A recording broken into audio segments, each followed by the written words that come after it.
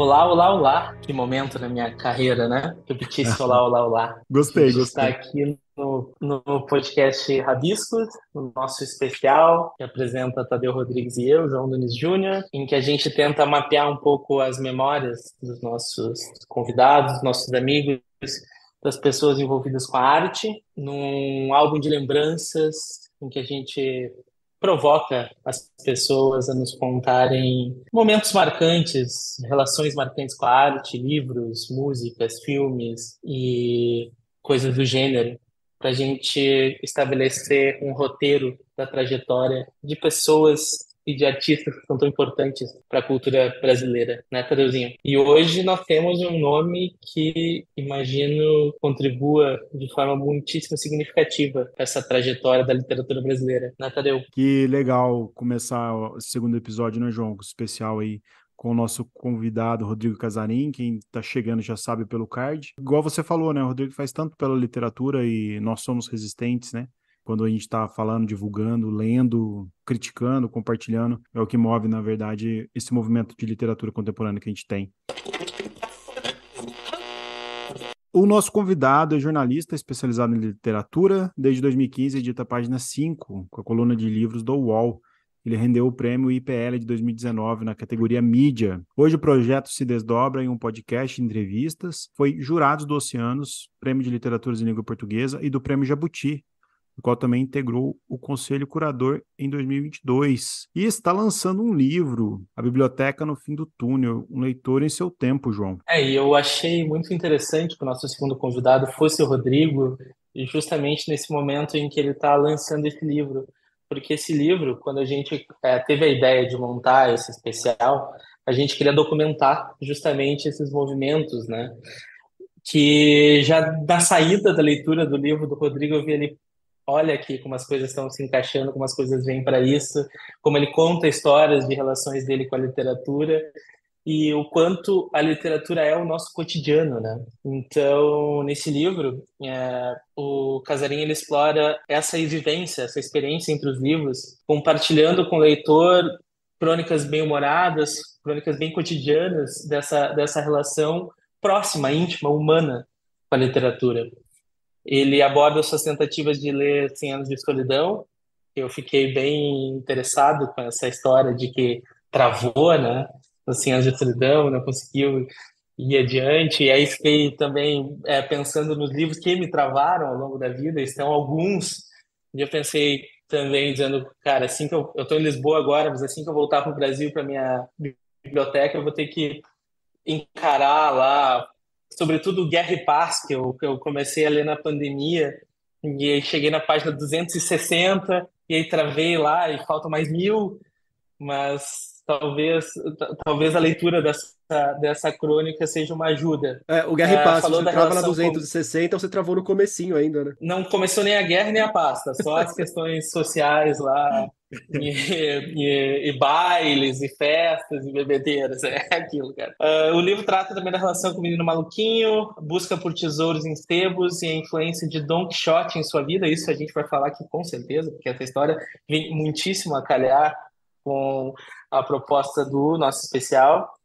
Cita autores como Humberto Eco, Clarice Lispector e oferece uma perspectiva literária sobre o mundo, conectando a literatura ao cotidiano, sociedade, tempo, manias, conversas em bares, futebol, que foi o nosso papo de apresentação, assim, que a gente se reuniu aqui, Nof. e questões humanas.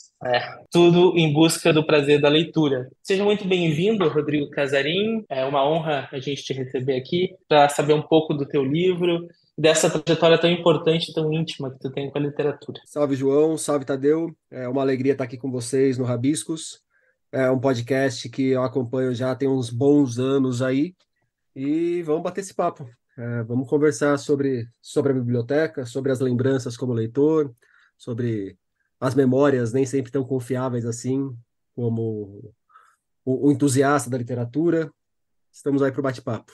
Valeu, cara. Saudações são paulinas para os nossos ouvintes. Então, Saudações o... São Paulinas, os É que, na ouvintes do verdade, futuro, espero que ouçam esse episódio com a gente já tendo comemorado o título da Copa do Brasil, que a gente Isso, está quando ele gravando numa for ao ar, já vai sexta-feira ter acabado a antes Copa do da. Brasil. Está gravando numa sexta-feira antes da final. Essa sexta-feira não deveria nem existir, A gente já deveria estar no dia da Concordo. final, tudo deveria estar em suspenso até que esse jogo aconteça, mas já que, infelizmente, o mundo não se comporta da maneira como eu acho ideal, estamos aqui conversando sobre literatura agora, mas espero que na hora que chegar no ouvido de todos, seja depois de já terem ouvido muitas comemorações são paulinas pelo Isso. título da Copa do Brasil. Por favor, eu nem lembro mais A como é grande, que é o E se por comemorativo. acaso a gente perder o título, não adianta nem vir encher meu saco em rede social depois, que eu não vou ficar dando trela para quem vir me importunar, não. a grande verdade é que meu papel aqui hoje é só distrair dois São Paulinos nervosos, né? Isso, tipo isso. Puxar papo para ocupar aí essa agenda até domingo. João, nos entretenha, João. Isso. Faça perguntas difíceis, por favor. Cara, para a gente começar o papo, eu quero falar da biblioteca no fim do túnel. Começando com uma pergunta um pouco clichê, mas você que passa a sua vida aí há tantos anos analisando obras, criticando obras, apontando obras, tem um podcast maravilhoso que eu sou muito fã, você sabe disso. Como que é a sua sensação de passar do papel de analista para analisado literário? É uma preocupação que você teve ou isso não te pega? Cara, falar que é uma preocupação, sempre é, mas é uma preocupação muito bem domada, eu lido muito bem com ela. Em nenhum momento eu deixei de perder o sono, ou acordei com angústias, com ansiedades, nada disso por conta dessa preocupação. A gente sempre pensa muito em como que o trabalho vai ser recebido, né? Eu acho que não tem jeito. Mas é um livro que, de certa forma, ele já passou por uma primeira recepção antes, porque são textos que já foram publicados ao longo da minha carreira. Então, todos esses textos já tiveram leitores em algum momento, então eu já tive algum tipo de retorno sobre eles. Mas na hora que eles vão para um livro, e um livro traz uma unidade, traz uma coesão para o trabalho, que no dia a dia talvez não fique tão fácil de perceber, porque no dia a dia realmente não tem há linhas que dão coesão para o trabalho, mas essas linhas estão ao todo tempo se cruzando. Então, eu sou um cara que escrevo muito sobre literatura latino-americana, por exemplo. Eventualmente escrevo sobre best-sellers que estão saindo e faço entrevistas e faço reportagens e opino sobre movimentações de mercado. Então, são muitas linhas diferentes nas quais eu atuo dentro do universo literário. Na hora que a gente reúne num livro textos que se aproximam com alguma afinidade temática, então traz essa imagem muito mais concisa sobre a possibilidade de recorte do meu trabalho. Isso aí abre para novas possibilidades de interpretação do trabalho também. Então, havia, assim, uma expectativa natural do que as pessoas vão achar. Espero que gostem, né? Eu até brinquei muito com o pessoal da editora, que eu falava, cara, vocês me meteram numa enrascada, porque o livro ficou bonito demais e essa capa tá bonita demais. E o pessoal vai comprar achando que o texto vai ser tão bonito, tão bom quanto a capa, e vão ficar muito decepcionados. Mas até aqui os Mas é, retornos que eu viu? tenho tido estão sendo bem bons. Está sendo bacana passar por essa experiência de ser lido e de ser criticado, não apenas como um autor de textos jornalísticos, que é o que eu sou essencialmente, mas como um autor em que parte desse trabalho jornalístico agora está reunido numa obra que dá essa unidade que eu acho que é importante para ajudar a estabelecer o trabalho que vem sendo feito aí há 10 anos, né? Ô, Rodrigo, quando eu li o seu livro, eu peguei ele, e como ele já é isso que você falou, vários textos que você já lançou, que você já publicou, eu me sinto um pouco íntimo da sua escrita, por te acompanhar, né? Eu te ouço no podcast, eu vejo você no que você escreve. É uma sensação diferente enquanto leitor, claro que eu te conheço, mas eu falo enquanto leitor, enquanto seu leitor, saber que parece que já tem um diálogo pronto ali. É diferente quando chega um escritor na prateleira, que a gente vai ter acesso agora, ou vai contar um romance, uma ficção, uma prosa, e você vai descobrir aquele escritor naquele momento. E com você parece que é um caminho um pouco diferente. Parece que eu já sei um pouco como que você pensa, eu já conheço os textos, apesar de às vezes já ter lido ou ter esquecido, ou algum texto que eu não li. Parece que tem uma intimidade maior com o leitor. Você sente isso também? Eu acho que sim. Bom, a partir do momento que a gente conhece o autor e a gente está falando de um livro de não ficção, então eu acho que esse é uma questão natural você sentir essa proximidade. Só fazer um adendo, assim, eu estou falando dos textos que já saíram, mas todos os textos foram revistos, reeditados, então eles passaram por um novo processo de revitalização, digamos. Eu não mexi em nenhum texto de maneira a deturpar o que seria o texto, a mudar coisas muito drásticas dentro do texto, mas passou por uma nova revisão, pelo menos, e há alguns textos inéditos dentro do livro que dialogam com esses textos já publicados ou que abrem os capítulos, né?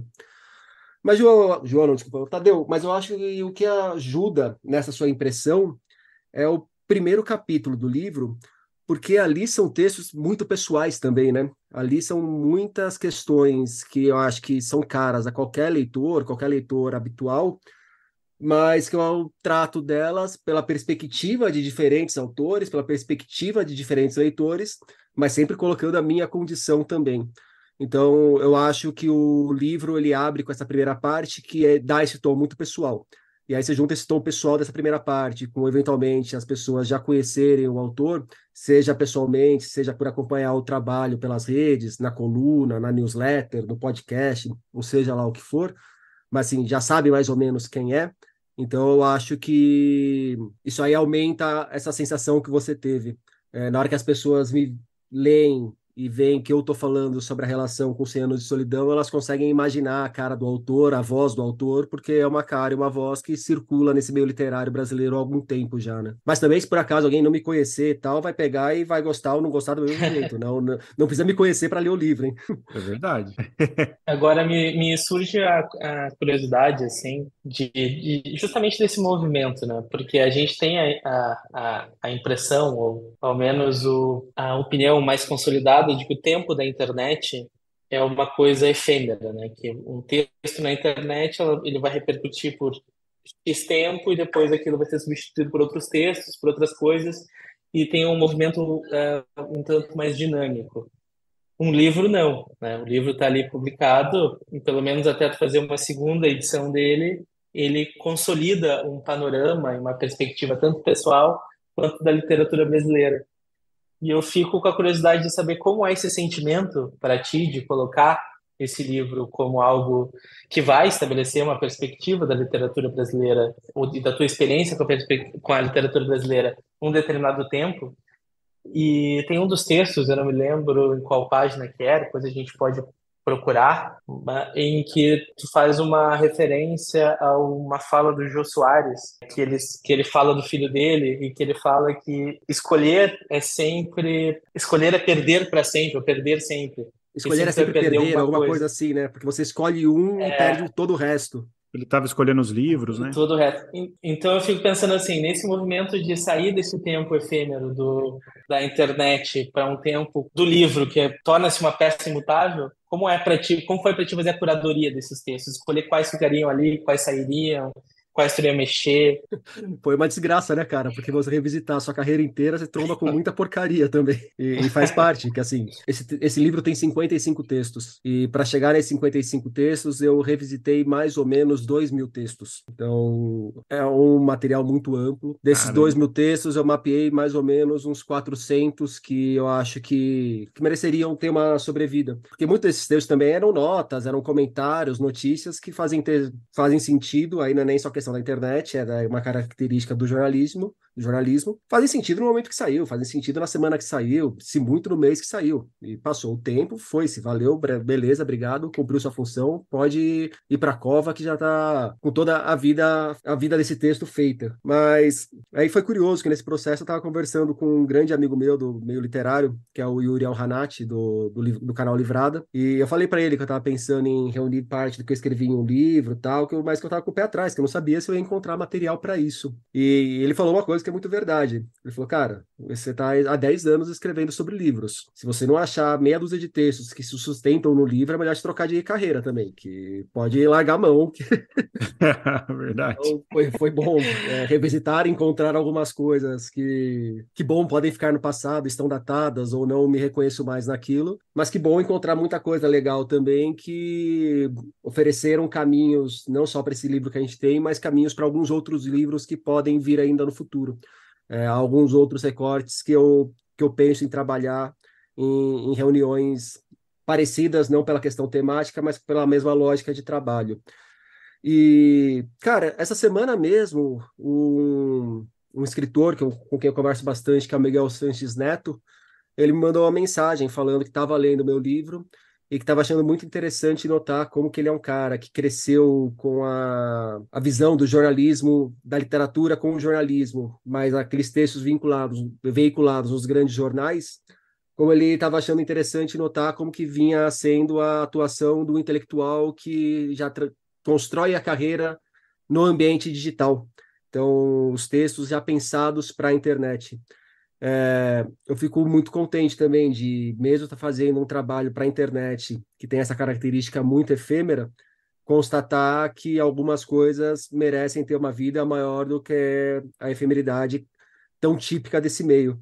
Então, estão aí nos livros. Também não vou ficar aqui incensando meus textos, né? Aí cabe aos leitores ver se isso faz sentido ou não. Sim. Mas se eu e as editores tal, fizemos um trabalho para reunir aqui, porque a gente confia nisso, confia que são textos que não merecem ficar perdidos aí numa URL que daqui a 10, 15 anos talvez nem exista mais. Você tem essa, para usar uma palavra da moda, essa fluidez dentro disso que você falou, de escrever no formato para internet digital e acontece muito. E ainda que você aborde clássicos, ainda que você aborde temas duros, né, que parece que ele foge da velocidade da internet, assim. Porque, ao mesmo tempo, durante muito tempo, faz tempo que eu não ouço esse comentário, mas eu acho que é porque as pessoas que prestam mais atenção nisso já fizeram esse comentário em algum outro momento. Mas também eu sou conhecido por uma pessoa que escreve textos meio que grandes demais para a internet, né? Então, é meio que um ir contra a natureza desse ambiente. E eu particularmente gosto disso também. Eu não sou aquela pessoa, tanto que eu curto muito o Reddit, o Medium, porque lá as pessoas conseguem ainda linkar coisas mais longas, o Medium em especial, né? E você falou da sua relação também com a literatura latina, né? A gente já fez alguns episódios sobre literatura latina aqui no Rabiscos, e sempre fica aquela dualidade, às vezes parece que o Brasil ele está deslocado da literatura latina, né, que a gente não faz parte por conta da própria língua, né, o português, o espanhol. Eu queria que você falasse um pouco da literatura latina na sua vida e na sua formação desses textos e contasse também um pouco para a gente da sua experiência com 100 anos de solidão para o pessoal conhecer. Bom, vou começar pelo final. 100 Anos de Solidão foi uma obsessão, eu acho. Consegui ler 100 Anos de Solidão, que me acompanhou durante aí.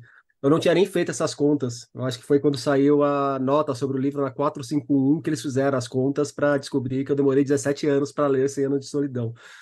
Aí na hora que fala assim, pô, parece que eu fiquei 17 anos Ai, lendo 100 Anos de Solidão até chegar no final, né? Mas não foi isso. 100 Anos de Solidão sempre foi uma coisa que me intrigou, porque eu sempre gostei demais da figura do Garcia Marques.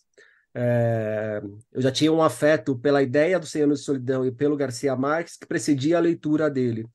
E aí depois eu fui ler algumas outras coisas do Garcia Marques, estudando jornalismo, inclusive, muitos textos jornalísticos do Garcia Marques, dentre eles o Relato de um Náufrago, que é um livro muito bom, um livro-reportagem muito bom, assinado pelo Gabo, e me entendia muito bem com o Garcia Marques, mas, cara, na adolescência, ali com 14, 15 anos, fui ler 100 Anos de Solidão, não me entendi. Fui ler com 17, não me entendi. Fui ler, sei lá, com 23, não me entendi. Fui ler de novo, não me entendi.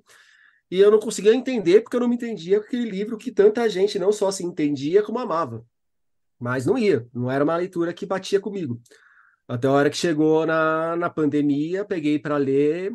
E aí, assim, foi uma leitura que rolou, mas sem dificuldade alguma, sem percalços. Foi um momento maravilhoso, assim, como se você quisesse conhecer alguém, mas não tivesse preparado para conhecer esse alguém. E esse alguém só fosse se revelar para você na hora que fosse para ser um encontro não completo, que completa muita coisa, sempre tem muito mais para a gente descobrir dentro de um livro, mas na hora que fosse para ser um encontro realmente muito aprazível. Se não para esse outro alguém, pelo menos para mim. Não sei para os 100 Anos de Solidão como que foi se encontrar comigo, mas para mim foi muito bom me encontrar com 100 Anos de Solidão. E foi muito bom me encontrar com 100 Anos de Solidão no momento de ser um leitor mais maduro, para quebrar um pouco dos estereótipos que as pessoas fazem, não só do 100 Anos de Solidão, mas do realismo mágico, do realismo fantástico. Eu acho que a gente já começa a entrar um pouco na outra pergunta que você fez, porque eu já ouvi de gente por aí, por exemplo, que sempre que a pessoa ouve falar de realismo mágico, ela sai correndo, porque ela não suporta florzinha caindo do céu, não suporta a revoada de borboleta, nem nada assim. E são elementos que fazem parte de 100 Anos de Solidão, mas transformam o 100 Anos de Solidão e o realismo mágico de forma geral numa caricatura ingênua que está muito longe de ser o que realmente é o realismo mágico, o realismo fantástico. Então, ali, como sendo um leitor mais maduro, que eu fui sacar de como o Gabriel Garcia Marques ele leva para aquelas páginas de 100 Anos de Solidão muito do aspecto fantástico que está entremeado no nosso cotidiano e que atropela o nosso cotidiano influencia profundamente nas questões políticas da vida, por exemplo. Então, o momento mais marcante para mim de 100 Anos de Solidão é quando ele retrata o massacre de sindicalistas em Aracataca, se não me falha a memória, que foi um massacre real, aquele ambiente em Macondo, que matam, acho que sei lá, 3.000 sindicalistas, e aí depois falam que não, ninguém morreu, foi um sonho seu, não, os militares não mataram ninguém, e aquela coisa, vai ficando por isso mesmo, vai se perdendo, vai se dissolvendo num ambiente meio fantasioso, meio onírico, e o massacre aconteceu mesmo, mas ninguém, não aconteceu nada, esquece isso.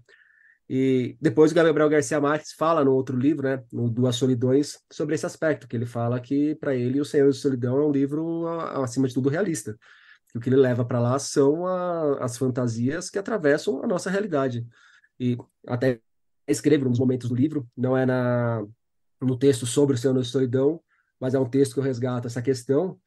Cara, a gente acabou de vir de uma eleição em que um dos partidos, o PT, teve que soltar uma nota oficial desmentindo que o Lula teria feito reunião com o capeta. Porra, se um partido, no momento de segundo turno de uma eleição, tem que se posicionar oficialmente, falando: olha, não rolou reunião com o capiroto, é sinal que não faz sentido a gente separar tanto assim a fantasia da realidade, porque a fantasia ela influencia diretamente na realidade.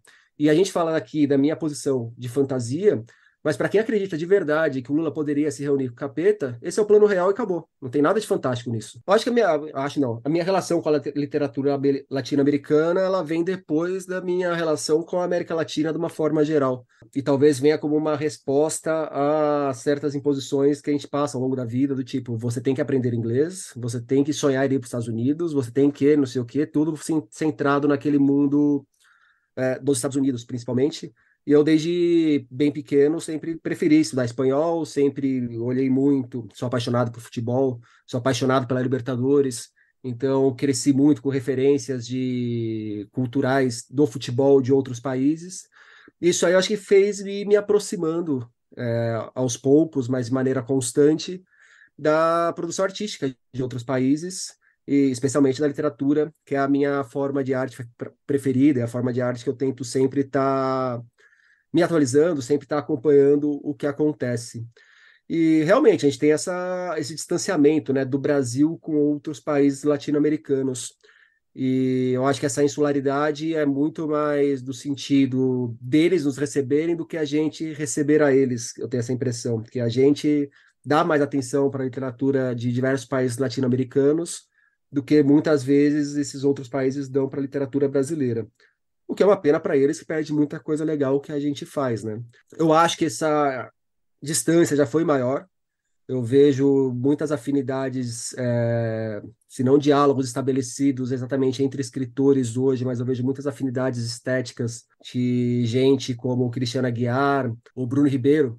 São autores que eu acho que se conectam muito bem com essa questão do insólito, que é uma característica muito latente da literatura latino-americana hoje. Você pega uma autora como a Carola Saavedra, a literatura dela é profundamente atravessada por diversas questões latinas e tem um diálogo muito intenso com outros países, outras culturas da região. Leia a Samantha por causa de você, você que me apresentou ela. Assim, eu acho que, aliás, essa é uma coisa que pode acontecer. Muita gente talvez me conheça, acompanhe meu trabalho pela leitura de autores latino-americanos e não vai encontrar tanta coisa assim de literatura latino-americana na biblioteca, porque esses textos sobre literatura latino-americana, principalmente de autores contemporâneos, é uma das linhas possíveis para render um outro livro. Então, talvez a gente tenha alguma coisa nesse sentido num futuro mais ou menos próximo. Muito bem, muito legal. Também gostaria de saber como é que foi a escolha do título, porque eu acho que numa coletânea assim de um trabalho de tantos anos, o título ele acaba tendo um protagonismo interessante na unidade, né, que se dá esse trabalho. Falar pra gente como é que foi mais ou menos essa escolha. Cara, a ideia do livro, desde o começo, era mostrar como os livros nos ajudam a compreender o mundo no nosso ao redor, como nos ajudam a nos situar no mundo, como a gente encontra nos livros um lugar de acolhimento, mas também um lugar de caminhos possíveis de reflexão para sacar o que se passa fora da biblioteca. A gente pensou em alguns títulos, agora eu teria que revisitar os arquivos para ir lembrando de todos os títulos, mais ou menos as linhas que a gente foi seguindo. Mas até que a gente chegou nesse, a biblioteca no fim do túnel, que é essa ideia da biblioteca iluminando essa coisa que o Brasil esteve metido e, de certa forma, ainda está durante o tempo em que boa parte desses textos foram produzidos. O corte para a gente falar, olha, vem até aqui, daqui para frente, o que eu produzi não vai mais entrar, é o final do segundo turno de 2022. É o momento em que a gente começa a vislumbrar uma chance de sair desse fim do túnel no qual a gente estava metido. Então, a biblioteca no fim do túnel é bem para dessa imagem. Olha, a gente está na escuridão, a gente está num lugar assombrado, a gente está num lugar que dá medo, mas a biblioteca pode nos ajudar, a cultura pode nos ajudar, a arte pode nos ajudar, e a gente pode encontrar elementos para se aconchegar, a gente pode encontrar elementos para entender o mundo, a gente pode encontrar elementos para nos fortalecer, para encarar esse mundo dentro da biblioteca. E o subtítulo, né, que é Um Leitor em Seu Tempo, teve muita gente que falou que até preferia que só se chamasse Um Leitor em Seu Tempo, que acha mais bonito, mais poético. E é mais poético mesmo, mas eu acho pouco. Eu gosto da coisa mais materializada, uma imagem mais definida. É justamente para citar isso, assim, é a experiência pessoal de alguém que está metido nos livros e tentando sacar o que acontece ali no mundo lá fora e no mundo aqui dentro. Aqui dentro eu digo a biblioteca, e no mundo aqui dentro, do meu mundo interior, e está compartilhando isso com outros potenciais leitores. Quando você está na internet, você está escrevendo, a literatura em si já é uma bolha, né? Ela já funciona dentro de uma bolha. Mas quando você sai do livro em si, né, que é o seu caso, você está na internet e com bastante expressão, como que você vê esses analistas todos que surgem, os haters, que se você sofre hater também, as pessoas que levantam bandeiras às vezes sem conhecimento ou querem usar determinado tipo de texto, ou querem usar determinado tipo de ideia para levantar uma ideia dela, para justificar alguma conduta dela? Cara, eu comecei a escrever pro UOL numa época em que os comentários eram abertos e qualquer um poderia fazer qualquer tipo de comentário, porque não tinha moderação nem nada, eu acho. Então ali foi uma escola difícil, mas muito boa para calejar e pô, quer me xingar, xinga aí, não tem problema. Não vou perder um minuto de sono, não vou perder um copo de cerveja por conta de alguém querendo me ofender na internet. Quando vem críticas, vem pedradas, vem pauladas, eu olho, se faz sentido, eu pego para mim e reflito a partir daquilo. E se eu acho que merece uma resposta, não diretamente a crítica, mas se eu acho que alguma coisa faz sentido, desdobro em outro texto, mas não fico batendo boca com ninguém na internet, não tenho tempo para ficar trocando farpa de um a um. Se quiserem brigar com grandes ideias e cada um se estabelecendo num texto e com calma, beleza, vamos lá. Agora ficar trocando mensagem, principalmente em público, para de bate-boca, não faz meu tipo. Tem coisas mais importantes para fazer, e se não tiver coisas mais importantes para fazer, eu vou jogar videogame, que é muito mais proveitoso do que ficar discutindo assim. Ou Percepção Paulo. provavelmente numa semana como essa eu iria rever jogos antigos do São Paulo, menos aquela final desgraçada do Mineirão de 2000, que eu não vou nem falar o que aconteceu. Vai lá. Mas, cara, esses fenômenos que aparecem na internet, essas questões, né, gente que aparece, explode, às vezes falando uma bobagem, falando besteira, e gente que faz uma carreira em cima de muitos nadas, você olha, olha, olha e fala, o que acontece? Por que tem tanta gente dando atenção para isso? Hoje eu me pego muito mais pensando nesse ponto do por que dão audiência para isso, do que por que essa pessoa faz isso. Porque essa pessoa faz isso, está tendo audiência, a resposta está aí. A audiência é a justificativa. Mas o que leva alguém a acompanhar essa pessoa? O que leva alguém a dar ouvidos a essa pessoa? O que leva alguém a dedicar tempo da vida para acompanhar alguém que não oferece nada ou que oferece coisas que não tem substância, que não leva a canto nenhum, a dar like para essas pessoas? Então, eu acho que é uma discussão que a internet ela deixa muito fácil a gente perceber quais são os pontos que a gente tem que discutir. Mas é uma discussão muito mais ampla que extrapola em muito a internet. E aí me faltaria subsídios para ter qualquer opinião mais embasada para além do eu acho isso ou eu acho aquilo. Agora, no geral, a internet é um espaço que sim, tem muita tranqueira, mas tem muita gente legal para caramba fazendo um trabalho excelente e que tem achado seu público. O que me preocupa muito para essa maioria dessas pessoas é que é uma distância muito grande entre fazer um trabalho excelente, achar o seu público e ser remunerado decentemente por isso. Então, essa é uma questão que me preocupa mais do que essa validação de bobajadas. Como fazer um trabalho sólido e o trabalho sólido precisa passar necessariamente por uma remuneração adequada que permita essas pessoas que fazem o trabalho legal viverem disso. Porque se elas fazem um trabalho legal, mas não vivem disso, na primeira crise com o trabalho, porque é normal, assim, eu gosto pra caramba do que eu faço, mas tem vezes que eu tô de saco cheio. Se eu não tivesse que pagar minhas contas graças a esse trabalho, talvez eu tivesse largado mão em algum momento de titubear por causa do saco cheio. Por outro lado, mesmo se não venha esse momento de saco cheio, se você tem que ganhar dinheiro só em outros cantos, de repente, o ideal seria que você não precisasse nem ganhar dinheiro em outros cantos, né? Porque assim, que o trabalho que você faz bem feito já fosse sua fonte de remuneração e acabou. Mas se você tem que atrair dinheiro em outros lugares para depois tocar um trabalho bem feito, mas meio que como hobby, chega momentos que, cara, você precisa da grana por uma questão X, Y ou Z, e você vai dar menos espaço para o hobby e esse trabalho vai se perdendo. Então, esse é um ponto que eu converso muito, não publicamente, mas com alguns criadores de conteúdo que eu admiro bastante. Eu falo, meu, a gente tem que pensar em como construir uma organização financeira saudável para quem faz um trabalho bem feito. E eu, há muito tempo, eu vivo disso. A página 5 é o meu trabalho, eu sou remunerado pelo UOL, eu faço muitos trabalhos que derivam do trabalho na página 5. Então, eu dou aulas, eu faço mediações, eu participo de júri de concursos, de prêmios literários.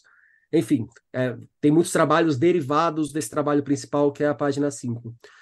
Mas não ignoro que assim, eu tenho o privilégio de ter uma empresa gigantesca, que é o UOL, que ainda paga para escrever sobre livros. É uma coisa que não tem espaço mesmo para todo mundo fazer isso, porque sabe-se lá, então a gente já vai achar outros 2 ou 3 lugares no Brasil que pagam para fazer o que eu faço, se muito.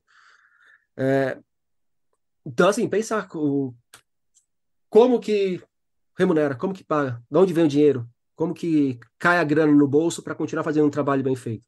Então, esse é um ponto da internet a qual eu paro mais para pensar, me dedico mais do que ficar me martirizando porque alguém está fazendo muito sucesso Facilite. imitando um NPC da vida. Esses daí eu quero entender por que que E alguém eu, fica lá assistindo aquilo. Não sei se eu Também. e eu respondi, mas fico. eu aproveitei para falar coisa importante. Acho que sim. Não, e eu acho que nesse ponto da remuneração das pessoas que trabalham que fazem um trabalho, remuneração das pessoas fazerem um trabalho, acho que a gente tem que incluir nessa conta também a remuneração das pessoas poderem estudar, né? Sobre o tema que elas vão abordar, se aperfeiçoar, fazer cursos e coisas mais, e um tempo de ócio também, né? Porque a pessoa precisa Ah, refletir. não. Ô, João, Né? mas assim, quando eu falo da remuneração do trabalho, para mim tudo isso aí faz parte. Assim, a remuneração de um Isso, trabalho que não te sugue a vida inteira e que você consiga justo. investir nesse próprio trabalho. A pessoa tem que se pensar como uma empresa. E uma empresa que trata bem seu funcionário, ou seja, não exige a vida inteira dele só para aquele negócio, que investe na formação daquele funcionário. Então, tudo isso aí faz parte do pacote. E, pelo amor de Deus, não me venham com aquele papo de só pagar boleto, que a pessoa tem que ganhar dinheiro para viver, inclusive, Justamente. para ter prazer com a vida. Justamente, esse é o ponto, né? A pessoa tem que viver. Eu acho que foi muito importante, muito boa a tua colocação. E agora eu acho que a gente vai encaminhar a conversa para o assunto que mais ficou pairando na minha cabeça desde que eu li o livro e que faz um link perfeito com o nosso especial, e foi a história contada no livro sobre o Don Quixote. Porque eu acho que se este não era um dos livros que tu selecionou como os pontos marcantes da tua trajetória, Eu acho que nem teria como não ser, né? a gente coloca impositivamente ele para tu contar essa história pra gente e a gente começar por ele a falar nas obras e nas circunstâncias que te formaram enquanto pensador e artista. Cara, aquela coisa que eu falei do Gabo, né? Certos. Como é que ela chama?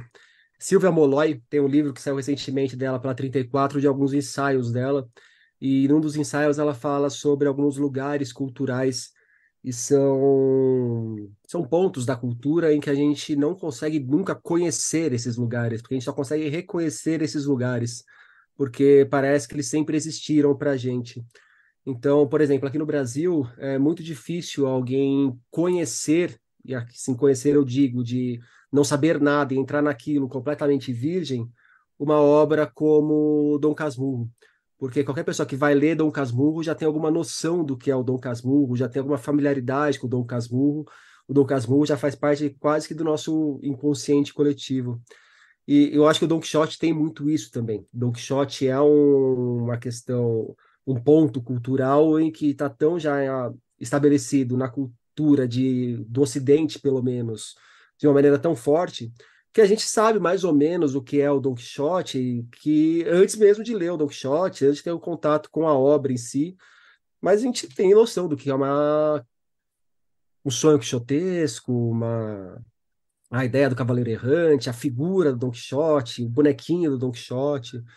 Então, o Don Quixote já era, desde da minha infância, um personagem que me fascinava antes mesmo de eu conhecê-lo, de eu reconhecê-lo de fato. E aí algumas coisas na vida foram sendo atravessadas pelo Don Quixote, né?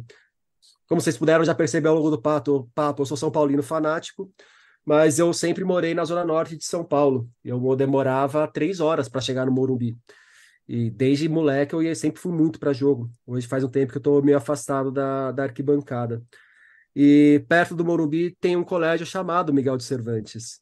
E quando eu era moleque, eu passava na frente desse colégio e eu sonhava em estudar lá. Porque, primeiro, pela figura do Don Quixote, era uma coisa que me parecia muito simpática.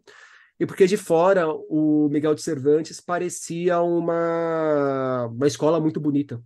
Um lugar muito aprazível para estar, porque você passa lá na frente, são os campos verdes, tal, não tem nada a ver com a escola em que eu estudava, que era aqueles prédios cinzas brucutus. E por trás disso eu sabia que se por acaso eu estivesse estudando no Miguel de Cervantes, ia significar que eu estaria morando perto do Morumbi e que eu ia poder ir para todos os jogos de maneira muito mais fácil do que gastando 3 horas para chegar lá, seja com meu pai, seja de condução, né? Aí beleza. Então assim, tem essa coisa de gostar da figura antes de qualquer outra coisa. Depois vem esse aspecto do colégio que ajuda a fortalecer o meu imaginário por conta da proximidade com o Morumbi. O que não aconteceria se não fosse a proximidade com o São Paulo, que é sempre um fator muito importante de se ressaltar. Passa-se alguns anos, eu estou num churrasco, numa situação deplorável, jogando truco, tomando umas 3 caixas de cerveja, pelo menos, descalço, com o pé sujo, e ali eu conheci uma garota que a gente conversou rapidinho, tal, trocou uma ideia. Ela namorava na época, o namorado dela estava viajando, mas aí sim, conversamos de churrasco mesmo, nada além de um papo entre pessoas se conhecendo, tanto faz, poderia ser uma garota, um garoto, independente. E eu lembro que foi bem no dia que mudou o horário de verão, e eu não estava conseguindo me acertar com o celular, ela conseguiu acertar para mim, beleza. Aí a garota me viu naquele dia, tal, naquele estado de churrascão, vamos para casa, tal, cada um para sua casa. Coincidentemente, na segunda-feira seguinte, isso foi no sábado, o churrasco foi no sábado, na segunda-feira a gente se encontrou no metrô. Coincidência enorme, a gente pegou o mesmo metrô, o mesmo vagão. Ela estava indo para a faculdade, que ela fazia letras na USP. Eu estava indo trabalhar, eu trabalhava numa revista de iluminação arquitetural na época, e eu estava lendo Don Quixote. E ela olhou para mim e falou: Nossa, eu nunca ia imaginar que aquele menino do churrasco fosse leitor de Don Quixote. Pô, eu não vivo de ser um bêbado em tempo integral, né? Uma coisa é a nossa faceta no sábado, meia-noite, outra coisa é a nossa faceta numa segunda-feira de manhã. Então, eu tenho esses outros lados também. E beleza, a gente se encontrou ali, conversou um pouco, ela foi para a faculdade, eu fui para o meu trabalho. Isso foi em outubro, essa questão do horário de verão. E no carnaval seguinte, o meu amigo, que é um amigo em comum entre a gente, ele falou: Olha, a Bel, essa garota, ela terminou com o namorado e tal, e tá meio chateada, tá querendo fazer alguma coisa no carnaval, e eu chamei ela para ir para Caraguá com a gente, que a gente ia muito para Caraguá. Falei: beleza, gordo, tem problema, bora. E então aí em Caraguá eu fiquei com essa garota e por acaso estou com ela há 16 anos, é a minha esposa hoje. Então é uma história cruzada pelo Don Quixote. Além de ter amado a leitura. É uma leitura que eu já fiz, refiz, volto. Então tenho muito carinho pela figura do Don Quixote, pelo texto do Cervantes. Além da admiração intelectual, tem um lado passional muito grande. Não bastasse, a gente está conversando agora, a gente está conversando, eu já falei, numa sexta-feira do dia 22. Entre a gente começar o papo e esse momento que eu estou falando, saiu a minha newsletter dessa semana. E nela eu falo de um novo episódio disso, que é um acerto de contas com a minha infância, porque nesse ano eu fui chamado para participar da festa do livro do Miguel de Cervantes. Então, pela primeira vez, eu estive numa sala de aula do Miguel de Cervantes, não como aluno, mas conversando com os alunos sobre histórias em quadrinhos. Então foi uma Caramba, que espécie de legal. acerto de contas com a infância que não estava ali. E eu escrevi esse texto nessa semana esperando o segundo acerto de contas com a infância, que é a vitória do São Paulo na Copa do Brasil para compensar o que aconteceu em 2000. Cara, é muito boa essa história, cara.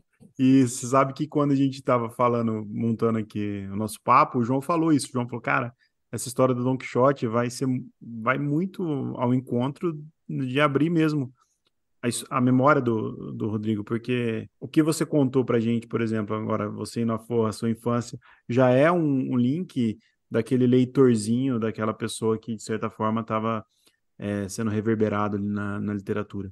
E quando você pensa nisso, assim, você tem uma primeira lembrança do que te formou como leitor, um primeiro livro que tenha te impactado? Você tem isso ou é uma coisa com uma névoa ainda? Cara, o primeiro livro que eu lembro assim de ter me impactado, eu lembro muito da minha reação com o livro, mas eu não lembro nada da história do livro, foi o Meu Pé de Laranja Lima. Então, assim, eu tenho uma espécie de reflexo afetivo daquele momento, mas não saberia contar com maiores detalhes por que que me Quantos anos marcou você tanto tinha? assim. Eu estava na quarta série, então eu tinha, 10 sei lá, 8 anos? para 9 anos, 9? por aí, 10, não, 9, 9, vamos por 9, que eu acho que é mais fácil de acertar. Era uma professora que eu gostava muito, a Bernadette, que tinha, sei lá, eu acho que 1,20 m de altura, uma ruivinha bem branquinha, super amorosa, rigorosa também. Então, acho que talvez pela essa relação com essa professora e a qualidade do livro em si acabou me marcando bastante. Mas antes disso, eu lia muito a Turma da Mônica, né? Eu sou formado muito por gibi, Turma da Mônica, Tex, um Também. bom tanto. E uma memória afetiva que eu tenho relacionada à leitura, aí não leitura minha, mas de alguém que é um grande leitor. Já foi um leitor mais assíduo, mas me inspirou bastante, que eu venho de uma família em que a minha mãe é professora, pedagoga, então, se espera que seja uma entusiasta da leitura, e era, sempre foi, continua sendo uma grande leitora. E o meu pai, ele era representante comercial. Hoje ele está aposentado, mas era um representante comercial que também encontrava na leitura muito prazer. E ele chegava, assim, eu lembro muito bem do meu pai no final de semana, ele fazia um copão de caipirinha, pegava um livro, sentava num degrau, e ficava lá tomando a caipirinha dele, lendo, e beleza. Acabava a caipirinha, ele ia lá e reabastecia, acabava o livro, às vezes ele pegava outro. Às vezes fechava o livro e ia assistir futebol, ia fazer passear, tal. Então era assim, a leitura era um momento de prazer, de alegria, de diversão, tão genuíno quanto assistir um futebol, quanto ver um filme, quanto fazer qualquer outra atividade que ele gostasse. Então acho que vem muito daí também essa imagem de ler por prazer. O prazer está acima de tudo. Que tinha na Toda a outra biblioteca? parte de produção de conteúdo, de olhar crítico, tal, deriva do prazer e é sempre a busca pelo prazer. Agora, quanto mais você começa a entender o seu prazer, mais exigente você fica, mais rigoroso você fica. Vem algum livro na cabeça, assim, que o teu pai estava segurando a imagem? Puxar na memória agora qual livro que vem, assim, que pensa, Cara, olha, meu pai gostava de ler Sidney Sheldon. Não vou lembrar, não sei o que lá, Vermelho, por exemplo. Eu lembro dele lendo. Capitães da Areia, de Jorge Amado, eu lembro dele lendo. Caio Pano, da Agatha Christie, eu lembro dele lendo e não gostando. Então, do José Maria Reina, não é José Maria Reina, José Maria fica muito em português. Como é que chama? Esqueci o nome do autor. Mas que teve até uma adaptação do filme agora. O Nada de Novo no Front, eu lembro dele lendo. Então, são livros que me vêm assim. Ele gostava de livros de mais ação, de guerra. Ah, Poderoso Chefão. Meu pai. Deus do Chefão. Sabe criança assistindo o Rei Leão, qualquer filme infantil, que a criança fica repetindo todas as falas? É o meu pai com o Poderoso Meu Chefão pai. do cinema. Mas ele lia bastante o livro também. O livro é bom, eu li depois de velho esse livro. Eu lembro que eu gostei também. Eu gostei bastante. Eu já sou fã do filme também. Esse é um caso que eu acho o filme bem superior ao livro. Eu também acho. Ainda que eu acho essa comparação sempre injusta, que eu acho que cada mídia tem que ser comparado dentro de cada mídia, com o seu cânone, não ficar comparando É. alhos com bugalhos. Você tem quantos anos? Eu tô com 36. 36. Eu tô com 39. A gente mais Caramba, ou você tá menos. muito melhor preservado do que eu. Nada. O João tá A com vida no interior, 34, né? parece. não, eu Mas tenho o 36, tenho 36 também. 36 Caramba, também, tava né? dando 53 pra você, João. É, Sacanagem. que é, É que o A Grêmio como é vida, que é, maltrata a né? Muito pessoa, álcool. né? é a vida etílica, né? É, o cara vai dar Não, segredista, cara, é foda, né? mas também com o preço do vinho aí em Portugal, eu entendo perfeitamente. É super compreensível. Só hoje ele já tomou 6 garrafas, que ele me falou. E deu 13 É, reais. não, tive que tomar um. Pra Nem gravar, velho. isso. Pra gravar bem. Cara, aí Isso com a água. você falou da Turma da Mônica, cara. Eu tenho muito essa memória afetiva com a Turma da Mônica também, com os gibis, assim, né? Essa ideia de história, eu lia muito pra dormir, eu assinava a Turma da Mônica. E os meus pais liam muito gibi também. É uma lembrança boa, né, de se ter quando a gente fala da leitura em si, mas quão importante foi esse movimento do gibi, até antes, né? Claro, com os gringos e todo, mas o movimento brasileiro, né? Com os gibis, assim, né? Eu acho que E foi. assim, eu acho que eu não gosto daquela coisa de você transformar quadrinhos em literatura. Para mim, são duas artes muito diferentes, separadas, e o quadrinho não precisa da validação de outra arte para ser considerado bom pra caramba quando é bom, ou uma porcaria quando é ruim, mas se entende dentro do seu próprio campo artístico. Mas ele guarda algumas semelhanças com a literatura, como, primeiro, você tem que ir lendo as palavras para entender o que se passa a história, e você faz essa junção junto com as imagens dos quadrinhos, mas tem muita afinidade com a dinâmica de como você vai consumir aquela arte, né? Então, onde você está sentado com um volume impresso na mão e virando as páginas para que a história avance. Então, eu acho que tem essa parte mecânica, inclusive, que é muito importante para você criar esse hábito, essa familiaridade, essa prática de ter um momento bacana da vida, sentando num lugar, ficando sossegado, com um volume de um bolo de papel na mão, em que você vai virando essas páginas e mundos diferentes vão se desvelando. Ô, Rodrigo, e nessa infância em que tu tinha acesso a essas primeiras leituras, essas primeiras obras, tu sentia também a necessidade de externar a tua opinião, de opinar sobre isso, de compartilhar isso? Ou era uma relação mais tua e essa perspectiva veio só mais profissional agora, já adulto? Cara, necessidade eu não tinha. Eu acho que necessidade eu nunca tive muito, na verdade, mas nunca vi problema também. Eu acho que eu sempre achei mais interessante externar do que ter a necessidade de externar. Sempre gostei muito de conversar sobre essas coisas. Então, eu não lembro, assim, de na infância me preocupando em fazer resenhas, qualquer coisa que, tipo, ser um crítico é um reflexo do Rodrigo da infância. Não, nada disso. Do Rodrigo. Mas eu lembro, assim, já mais velho, por exemplo, na faculdade, de eu sei lá, descobrir uma banda, por exemplo, Ataque 77, que é uma banda argentina que eu gosto pra caramba. E de eu compartilhar com pessoas na faculdade e tal, e as pessoas vinham falar: Nossa, Rodrigo, quando você descobre alguma coisa e você vem falar pra gente, você fala de uma maneira, com uma paixão diferente dos outros. É muito difícil a gente, pelo menos, não ir atrás de conhecer, pelo menos. Na faculdade mesmo, assim, teve amigo meu que odiava a Legião Urbana e o cara passou a amar, não pela minha injeção de saco, mas para eu falar, cara, só faz o seguinte, eu gravei um CD para ele, dei para ele, falei, só ouve essa outra Legião Urbana que é diferente do que você conhece. Não vai ter aqui Pais e Filhos, não vai ter que Pais é esse, é tipo um lado B ou um lado C da Legião. E o cara transformou em apaixonado por isso. Então, mais que ter a necessidade, eu sempre achei, acho que muito legal compartilhar os meus gostos e ouvir os gostos dos outros, eventualmente bater boca, discutir pelos nossos gostos também, né? Uma coisa que eu faço menos hoje, mas quando a gente é jovem, a gente acha muito importante ter o nosso gosto validado pelos outros, né? Você falou do Poderoso Chefão aí, do seu pai, dessa relação filme-livro, abrindo o seu álbum aí. O filme que você acha que marcou sua vida? Cara, não tá vindo nenhum outro filme na minha cabeça. O que tá vindo, assim, é a resposta mais tosca possível, mas vai conectar, inclusive, com outro livro importante da minha caminhada, que é o Hooligans. É um filme pouquíssimo cinematográfico, pouquíssimo edificante e tal. Mas tem um livro que foi muito importante na minha caminhada, que se chama Entre os Vândalos, do Bill Bulford, que é um livro-reportagem sobre os hooligans na Inglaterra. Ele passou 5 anos com os hooligans ingleses para escrever esse livro. E é ali que fortaleceu a minha ideia de seguir no jornalismo literário, o que acaba fazendo com que eu vá estudar literatura mais a fundo. Mas, assim, não é o filme da minha vida, nada disso, mas sei lá, eu teria que pensar. Provavelmente o filme da minha vida vai vir quando eu estiver tomando banho. Mas voltando ao que a gente estava falando sobre as críticas, tem um momento do Hooligans que eu me peguei várias vezes pensando nisso na época que eu tomava mais bordoada no UOL, principalmente durante as eleições, tal, que na hora que eu fazia textos mais com questões mais políticas, naquele momento ali em 2017, 2018, foi uma coisa pesada. Mas em que o protagonista fala do quão libertador é na hora que você toma o primeiro soco na cara e você não desmonta. E essa é uma coisa que me vem muito, assim, Então dá porrada, mas a gente não cai, não quebra, não verga. Ou então até verga, mas não quebra. Então, um filme que me vem até pelo tom que a gente já teve alguns outros momentos da conversa é o Hooligans. Mas é um filme que eu nem recomendo pra ninguém. Se alguém quiser assistir, vai perder tempo. Se não tiver muito envolvido com esse universo, não vai nem gostar. Mas essa é a parte legal desse especial, assim, de que a gente está conseguindo ter acesso a episódios que marcam, assim, os convidados e que fogem muito do óbvio, né? De tentar dar uma resposta só para ser cool, ou para ser cult, ou para parecer inteligente. Não, mas é isso. Essa frase do filme acabou servindo de apoio para ti em momentos, né, difíceis da vida.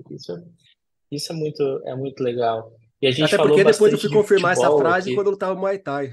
Eu lutei Muay Thai durante um tempo, aí eu vi, pô, você não cai mesmo, não quebra não. Sentiu A na gente é mais pele. resistente, a gente é mais resistente do que a gente acha. E é assim, e as conexões, elas vão aparecendo assim sem a gente nem perceber, porque eu estava conversando com um grande amigo, José Faleiro, a gente estava trocando ideias assim sobre o que aguçava a imaginação, por que a gente escreve, da onde vem essa ideia de fabular, de criar, de imaginar. E eu estava me lembrando que na minha infância o futebol teve um papel fundamental nisso, porque onde eu morava não tinha acesso à televisão, assim, no interior do Rio Grande do Sul, a família sem grana, e eu ouvia os jogos no rádio. E aquele tempo que eu passava deitado no chão, ouvindo aquele jogo, imaginando como era o campo, como eram os acontecimentos, o gol, a descrição do narrador, eu tenho isso como uma parte assim fundamental na minha trajetória, assim como que veio desaguar na literatura. Eu tenho Então, essa é relação muito assim, às forte com o vezes. rádio também. De, inclusive, às vezes, procurar gols do São Paulo, gols importantes narrados pelo José Silvério. E eu faço até Galera, hoje. bateu, é gol! Muito bom. E agora, é Gol! muito- e agora é muito mais Pena que fácil, ele né? Porque acaba o aposentou. jogo, já tá no YouTube, né? Termina o jogo, já vai no YouTube, ele já ouve como era a narração no rádio e vai fazendo. Mas isso tudo para também te perguntar se tem algum outro expediente que não artístico que te influenciou muito, assim, Cara, o futebol, de uma alguma. maneira geral, muito do que eu olho, do jeito que eu olho a vida, vem do futebol, vem da arquibancada, vem do esporte, vem de cruzar a cidade para ir para um jogo e ali na arquibancada conviver com pessoas de todas as classes sociais diferentes e todo mundo rendido ao mesmo objeto de devoção e focado em ajudar 11 caras do campo atrás de uma bola a ganhar aquele jogo. Eu acho que de uma maneira mais sutil do que eu consigo racionalizar ainda até, eu acho que muito do que eu faço vem daí, muito da minha visão de mundo, muito da minha vontade de tocar a vida da maneira como eu quero tocar a minha vida, é influenciado por isso. Eu acho que o futebol tem sim um aspecto determinante na minha caminhada, muito maior do que as pessoas conseguem até às vezes supor que o futebol possa ter uma dimensão assim. Então, inclusive em termos estéticos. Eu ficava abismado, por exemplo, na última Flip, como as pessoas não paravam para ver o Messi jogar. Cara, o Messi não tá, no tá em campo na Copa do Mundo. Como é que vocês estão discutindo literatura? Cara, olha a maravilha que tá acontecendo. Vocês não viram o gol dele contra o México? Não, porque vocês estavam na mesa, sei lá com quem. Cara, não dá. Aprecia, vamos aplaudir. Seria tão absurdo quanto a gente está fazendo qualquer coisa enquanto o Pelé tá jogando a Copa de 70. Não, a gente teve esse momento agora e nem todo mundo deu valor. Acho que o Chico Sá lançou recentemente que é a A história do. falta. O Galeano tem. Eu lembro que o futebol ao sol e à sombra do Galeano, eu ganhei numa aposta com uma amiga que torce pro Galo, e aí jogou São Paulo e Galo, a gente postou um livro, ela me mandou, e eu lembro que, nossa, é muito bacana você ver o leque de literário que tem o futebol, né? É louco isso, né? E não só futebol, né? O esporte no geral é um lugar de histórias muito profundas. Elas são muito maltratadas, muito mal trabalhadas pela nossa imprensa de uma forma geral. Mas na hora que a gente pega documentários sobre os esportes, na hora que a gente vai a fundo nas histórias, para além do jogou bem ou não jogou bem, ganhou ou perdeu, é um universo riquíssimo de grandes histórias, de grandes tragédias, de grandes aventuras, de grandes ascensão e queda de grandes heróis. Movimento Então, político, né? movimento político é muito humano, né? É tudo intensamente humano, exponencialmente humano. Cara, tem alguma pessoa que não seja do mundo literário, ou que não tenha ligação direta com o mundo literário para você, que você sempre lembra dela, fala, nossa, essa pessoa me ajudou sem ela saber, ou essa pessoa me formou enquanto leitor, enquanto escritor? Para responder essa pergunta, a gente vai ter que afinar o que é fazer parte do mundo literário ou não. O que vocês acham do Nobel para o Bob Dylan? Eu acho que é válido. Ah, então a pessoa que eu responder é da música também, então já tem a ver com o mundo literário, aí me complica. Pode Não, mas ser, pode ser, pode pode ser. ser. Cara, eu começo a prestar atenção de uma maneira mais detida e a refletir melhor a respeito do que eu estou lendo, a prestar atenção em letras, atenção em histórias sendo contadas com a música, com a Legião. Se não fosse o encontro com a Legião Urbana, se não fosse o encontro com as letras do Renato Russo, provavelmente eu não iria enveredar para seguir sendo um leitor tão frequente que nem eu sou, ser um leitor com o olhar crítico que eu tenho, não teria encaminhado nessa direção que eu segui na minha vida, se não fosse por esse contato com a obra do Renato Russo, da Legião Urbana, ali em meus 8, 9, 10, 13, até os 17 anos, mais ou menos. Continuo ouvindo muito, mas eu acho que, assim, nesse momento da minha vida, me formou como leitor ouvir Legião. Você sabe que eu gosto muito de Legião Urbana também, Espetáculo. cara. E você falou do lado Nossa. B da Legião. Quando eu estudava, assim, música, eu gostava muito de umas músicas que ninguém ouvia, assim, às vezes até, sei lá, Marcianos Invade a Terra, Soldados, que era uma música que já não era muito que tocava na rádio, assim. Aí a gente tocava, o pessoal ficava olhando e falava, o que que você tá tocando aí? Eu falava, não, Legião Urbana. Soldados, com aquele surdão lá, aquela Aham. gritada. E eu sempre gostei disso também do Legião Urbana, esse outro lado, porque parecia que era exclusivo pra mim ali, ouvir aquele CD instrumental, aquelas músicas meio loucas assim. Inclusive, do livro, na Biblioteca do Fim do Túnel, tem um dos textos sobre a Legião. É uma defesa minha de qual seria a canção mais atual da Legião, que muita gente fala de que país é esse, que é um clichê. Muita gente aponta a perfeição, que eu acho que é uma escolha razoável, e eu falo de La Maison Dieu, que fala muito sobre essa questão da tortura, a questão da leniência com os militares, dessa anistia, que não foi a gente que anistiou ninguém. Então, trazendo assim, praticamente o lado. Se o lado A da Legião é o que país é esse, Pais e Filhos, e o lado B é Andréa Doria, que eu amo de paixão, é uma das Nossa, eu letras acho da minha linda também a vida. música. La Maison de Eu vai ser o lado C, o lado D, sei lá qual lado. Verdade, verdade. Rodrigo, tem algum outro nome, algum artista, obra, exposição que tu não quer deixar de fora? A gente está chegando no final aqui, estamos quase uma hora, né, Tadeu? Cara, do que eu separei aqui, eu acho que tem dois nomes importantes que me ajudaram a enxergar o tom do meu trabalho. Um é o Sérgio Rodrigues, que ele é o escritor escreveu o Crack, o Drible, aliás, outra bela obra sobre futebol, ou atravessada pelo futebol. E o Sérgio Rodrigues, ele tinha ali o blog dele, o Todo Prosa, que para mim foi uma inspiração para ver como que poderia ser um jornalista trabalhando com literatura e produzindo um conteúdo legal a partir dos livros. Então, na hora que eu começo a tocar a carreira nessa direção que eu estou, o Sérgio e o Manuel da Costa Pinto também são dois caras que me serviram de boa referência para seguir com a parte crítica, e a Josélia Aguiar e a Raquel Kozer me mostraram possibilidades de seguir nesse caminho, menos pela parte crítica e ensaística e mais pelo conteúdo jornalístico mesmo, porque na época elas assinavam colunas no Estadão e na Folha sobre livros. E um outro cara, esse é quase que como é que chama? A Tinarreiro, do Detetives Selvagens, Cesárea. Cesária Tinarreiro. Tem um crítico que escreveu para o Jornal Rascunho, eu acho que ele escreveu 6 ou 7 textos para o Jornal Rascunho, e eram textos que eu amava, que se chama Julian Ana. Ninguém conhece esse cara, ninguém ouviu falar desse cara, ninguém sabe quem é esse cara, nem eu, mas eram sempre resenhas muito construídas com um tom de crônica e ambientadas sempre num cenário muito específico, que é um crítico literário que ele vivia no interior da Argentina, eu acho que mais para o sul da Argentina, para a região perto da Patagônia, e ele vivia numa fazenda de porcos.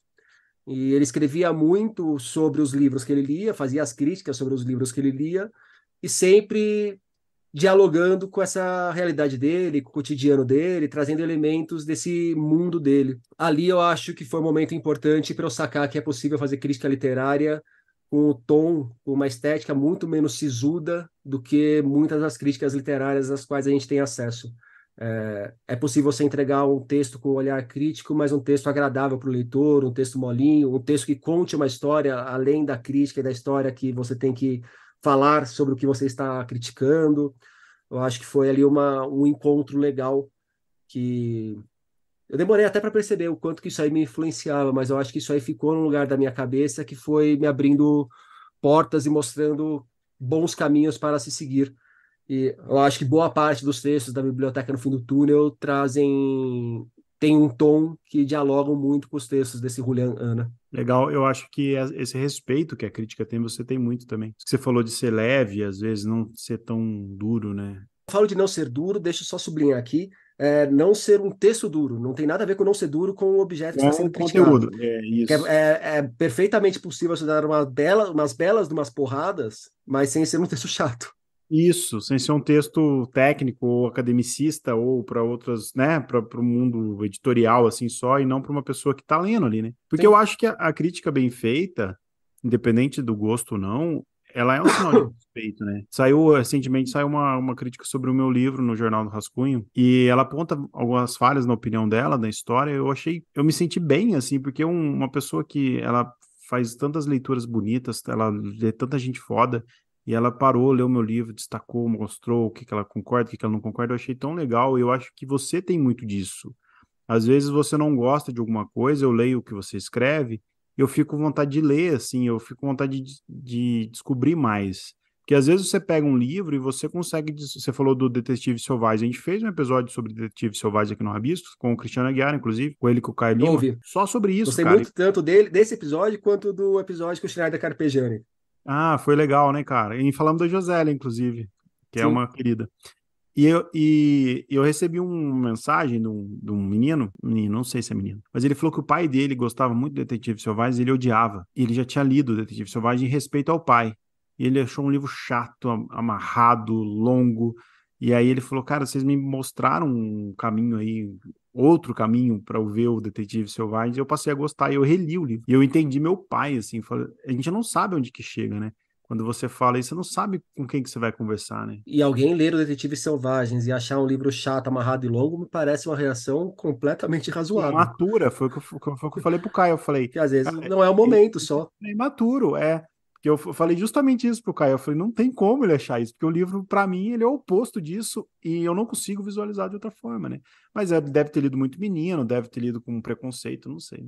Talvez poderia ser eu falando disso aí em alguns momentos das minhas tentativas com cenas de solidão. Isso. Posso me É enxergar isso. nesse Pode ser, garoto pode ser. em algum momento da minha vida, que não é o momento no qual me entendo, no qual me encontro, mas É. talvez para o Rodrigo de 17 anos poderia ser uma reação parecida com essa. E a importância de dar mais uma chance, né? Hoje, ô Tadeu, mas ia até comentar um negócio contigo que você falou da crítica, né, dessas críticas que apontaram algumas questões do seu livro e tal. E às vezes a gente fica até mais satisfeito com uma crítica negativa, mas que você vê que está bem arquitetada, que está apontando elementos de fato ali, que está sendo indo a fundo no livro, do que uma crítica que só traz grandes elogios, rasgos e deslumbramentos, mas tudo superficiais, né? Que não embasam o elogio, que não trazem uma âncora para aquelas palavras positivas. Então, eu entendo muito bem isso que você está falando. E uma preocupação que eu sempre tenho quando eu faço qualquer crítica é, sempre que possível, trazer elementos que deixem o meu texto aberto para a pessoa compreender o que está por trás daquela crítica, por que que eu vejo aquilo como um problema, e ela eventualmente olhar e falar: bom, isso que ele está falando que é um problema, para mim é uma solução. Então, eu só discordo do diagnóstico dele. Mas a partir da análise dele, o outro leitor pode chegar a conclusões Perfeito, diferentes. cara. Perfeito, porque eu até procurei o nome dela aqui, é a Márcia Lígia Guidin. Você conhece ela? Ela Coisa de escreve nome para só. o jornal Rascunhos, ela que fez essa crítica. E, na verdade, ela critica do meu livro, isso que você falou é muito verdade, ela critica muito o final. E eu recebo muito feedback falando bem do final. Então, eu acho isso muito rico, porque você tem esse respeito pela literatura, e às vezes parece que pode soar um pouco demagogo, um pouco classista, falar da literatura merece respeito. Eu já não acho, eu acho que a gente tem que respeitar.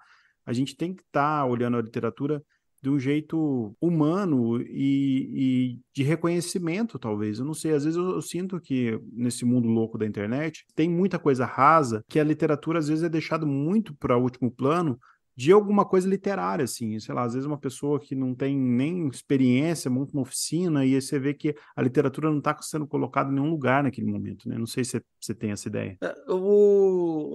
Acontece, a gente volta no que a gente falou da internet, né? Do dar palco para todo mundo, e aí por que que algumas pessoas vão lá e aplaudem, valorizam, ou muitas, ou milhões de pessoas fazem isso. Mas essa questão do respeito, eu acho que tem um outro ponto de respeito que eu acho até mais importante, que é a gente, quando está produzindo alguma coisa, a gente respeitar o nosso interlocutor. E respeitar o nosso interlocutor significa não a gente se colocar como dono absoluto da verdade e eu falei que é bom, falei que é ruim. Mas a gente trazer elementos que vão justificar aquele nosso parecer, que vão justificar aquele nosso ponto de vista. Que o nosso interlocutor ele tem que entender qual é o raciocínio que a gente está fazendo para chegar em determinado lugar. Então, eu acho que assim, quando a gente tem esse respeito com o interlocutor dessa forma, invariavelmente a gente vai tratar o livro com respeito, seja lá qual for, na hora de resenhar. E mais uma vez, tratar com respeito não significa ficar lambendo o livro, não significa ficar incensando o livro, também Concordo. não significa dar porrada por dar porrada no livro, mas é você se entregar de verdade àquele livro para buscar compreendê-lo e encontrar elementos bons e elementos eventualmente frágeis nele e entregar um texto para o leitor que você aponte essas questões, mas ancorando essas questões numa argumentação. E na hora que você faz isso, você vai estar respeitando toda a cadeia, vai estar respeitando inclusive o autor. Eu acho que sobretudo o autor, né? Sobretudo o autor. Eu acho que essa tua experiência foi muito legal de tu contar, Tadeu, da tua relação com a crítica do teu livro, porque é isso, é conseguir aceitar a leitura do outro, assim, como uma perspectiva que não te ocorria, né? Porque é muito comum pra gente que escreve o tapinha no ombro, né? Aqueles comentários sempre tentando enfim, são comentários amigos, assim, carinhosos, mas o que a gente gosta também é dessa leitura que enfrenta de fato as questões que a gente levanta, que a gente coloca, não é? Com esse respeito que o Rodrigo falou. E Rodrigo, pelo pra amor gente de Deus, não me finalizar, venham com o papo de crítica construtiva, nada disso, hein? Aham, A isso. função da Não. crítica é construir a crítica e apresentar argumentos. Se o autor vai fazer alguma construção a partir disso ou ficar chorando no banheiro, é problema dele, não é função do crítico dar aula de escrita criativa para ninguém. Isso, concordo também. pois, aí, assim, a finalização do nosso papo, a gente está fazendo esse especial com uma provocação, só que no teu caso eu vou fazer duas provocações. A primeira Ó, não provoca provocação não, que é agora eu fui pegar água aqui, não tinha água, já olhei o símbolo, já lembrei da final. Não provoca muito não, que eu tô sensível, hein, Não, cara. mas veja, vão ser uns minutinhos mais de distração. Vai ser estratégia. A gente escolhe um homenageado por episódio. A gente pede para o convidado escolher um homenageado. Eu vou complementar isso pedindo para te escolher um desses livros que estão atrás de ti aí. Quem tá ouvindo não tá te vendo, mas tem uma estante gigante. E ler um trechinho pra gente, para ficar registrado aqui com a tua voz. É um Eu vou homenageado com coisa. leitura, então. Não, não. Pode ser ou pode não ser. Pode homenagear alguém, uma pessoa especial, e fazer uma leitura pra gente, Então eu de vou outro autor. homenagear um autor, vou ler um trecho dele e vou fazer um apelo para que outros leiam esse autor, pode ser? Oh, perfeito. Fechou. Fica uma dica de leitura também. Eu vou ler um trechinho, o homenageado é o Juan Rulfo. Eu vou ler um trechinho de Pedro Páramo e vou Muito indicar bom. que todos leiam Pedro Páramo. Sou apaixonado nesse livro também.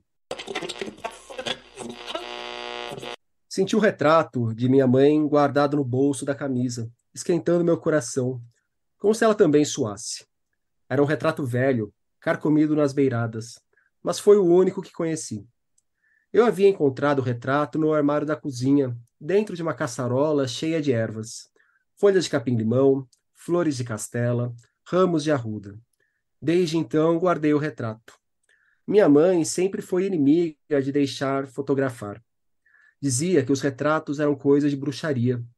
E pareciam ser, porque o dela estava cheio de furos como de agulha, e na direção do coração tinha um bem grande, onde podia muito bem caber o dedo médio. É esse mesmo retrato que trago aqui, achando que poderia ajudar meu pai a me reconhecer. Veja bem, senhor, me diz o tropeiro, detendo-se. Está vendo aquele morro que parece bexiga de porco? Pois justo atrás dele fica a média luna. Agora vire para lá. Vê o topo daquele morro? Pois veja. E agora vire para este outro rumo. Vê aquele outro topo que quase não dá para ver de tão longe? Bem, pois isso é a média luna de cabo a rabo. Como se diz por aí, toda a terra que dá para percorrer com o olhar. E esse terrenão todo é dele. A verdade é que nossas mães nos malpariram numa esteira, apesar de sermos filhos de Pedro Páramo. E o mais engraçado é que ele nos levou para batizar. Com o senhor deve ter acontecido a mesma coisa, não é? Eu não lembro. Pois então vá para o caralho. Foi que você disse? Que já estamos chegando, senhor. Pois é, estou vendo. O que foi que aconteceu? Um corre-caminho, senhor. É assim que chamam esses pássaros. Não, eu perguntava o que foi que aconteceu com o povoado, que parece tão solitário, como se estivesse abandonado. Parece que ninguém mora nele. Não é que pareça. É que é. Aqui não mora ninguém. E Pedro Páramo? Pedro Páramo morreu faz muitos anos. Finalizamos bem demais, João Nunes. Beleza. Posso só deixar mais uma homenageada Claro, por por esse dia que a favor. gente está gravando? Queria só registrar também da Valesca, que era a nossa central do vôlei, que faleceu de ontem para hoje. De E ontem foi pra uma hoje. notícia assim que me chocou bastante. Eu jogo vôlei, sou apaixonado por vôlei também, apesar de falar pouco de vôlei. E está Morte sendo um dia precoce aí. muito muito difícil para todo mundo que joga vôlei, nos grupos dos quais eu faço parte. Muito triste, então fica aí nosso registro, nossa homenagem a ela também, campeã olímpica pelo Brasil, dentre muitas outras coisas. Colocamos ela também, dois homenageados. Cara, obrigado por esse tempo seu, por essa sexta à tarde. Que bom ouvir te falar assim do outro lado agora, né? Eu fico ouvindo você no podcast, conversando com as pessoas, expressando, mas você estando aqui disponível, já teve aqui uma vez, já a gente fez uma retrospectiva uma vez com a Jéssica, foi legal pra caramba. Oi. E É seja sempre. diferente esse outro lado, porque no podcast eu falo tão pouquinho. Podcast eu faço para os outros falarem, né? Eu falo para meus convidados, cara, eu te trago aqui para você falar. Se fosse para eu falar, eu gravava sozinho, fica tranquilo. Isso. E obrigado pela sua disponibilidade. Pô, foi legal demais. João, obrigado, meu amigo. Muito bom estar dividindo aqui Ô, com você. Taduzinho, Especial. obrigado. Obrigado, Rodrigo. Parabéns pelo livro, pelo trabalho, pela coragem de fazer crítica, de enfrentar os livros e de estar na literatura. Obrigado pelo tempo e pelo trabalho. Eu que agradeço, João. Eu que agradeço, Tadeu. Muito bom o nosso papo. Daria para ficar aqui por mais um bom tempo. Se a gente estivesse numa mesa de bar ainda, aí dava 4 horas de podcast Ah, numa boa. espero que logo, hein? É, Espero que logo. agora eu vou ter que tomar mais uns vinhos agora, né? Vou encontrar o Marcelino Freire agora. Pô, Chato, hein? Muito chato. difícil, hein? Vida ruim, O hein? Marcelino tá dando uma oficina aqui em Lisboa, termina hoje. A gente vai se encontrar agora para tomar alguns copos. Na deformatura, que ele chama. A turma dele precisa se deformar, então vai dar deformatura. Muito bom.